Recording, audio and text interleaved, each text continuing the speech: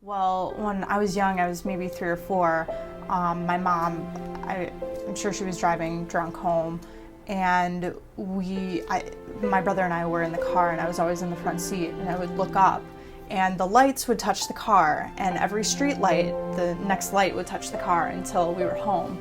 And I remember thinking and praying that we would make it home safe, and I always thought that the lights were angels helping us to our house. I ended up here, I didn't want to go to school, and I was real disobedient, and I got some robbery charges and gun charges. The first family that I was ever put into care with lived 2.5 hours away from anything I'd ever known. By the time I was 19, I'd moved 21 times. My first actual charge was a handgun possession charge. I got caught with a .38 when I was with my cousin.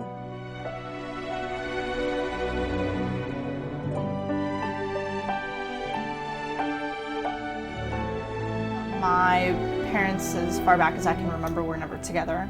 My dad was fairly absent from the picture. My mom had a lot of substance abuse and mental health issues. And it's just like I didn't want to listen to nobody. I always wanted to do me, do what I wanted to do instead of listening to other people. Down there in Waynesboro, they brought me back to my hometown, and I just ran out the DCS office and went and stayed with my buddies for a couple of weeks. And that's when they caught me on February 18th, and they sent me here on February 21st. They can be very challenging kids, but at the heart of, underneath all of that bravado is the heart of a young person that wants to be loved, wants to be noticed.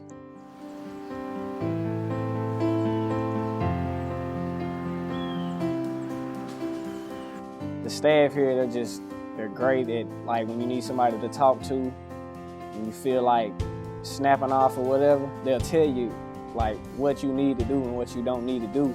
And I guess that's what taught me how to be a man.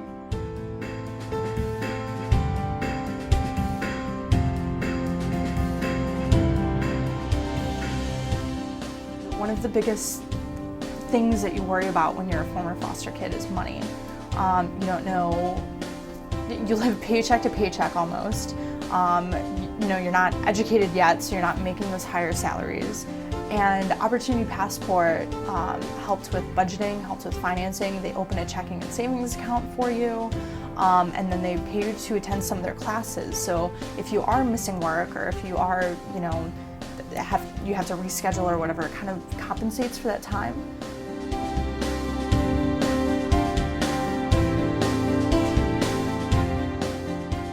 What we try to do is make sure that at some point during the time they're here, that we have a robust and strong enough program that they connect with something inside themselves, where they realize they have the power to make their lives different. After I leave here, I want to go to MTSU and be a mechanical engineer, and I got hope. I got a lot of hope for that. I have my own place. I'm paying all of my bills. I have health insurance. I have just so many things to be thankful for. When you leave Monroe Harding after you've been involved with the youth, you know you've done something that's going to make a difference, even if it's smiling at a young person who's having a really bad day, just to convey that somebody out there cares. Even now, it's funny because even now they're still around and they're still there for me. And not because they had to, or not because I was missing curfew, or not because they were legally obligated to know where I was every second of the day. It was because they cared about me. When I think about Monroe Harding, I think of, like it says, changing young people's lives, basically. Because that's what it done to me. It changed my life a whole lot.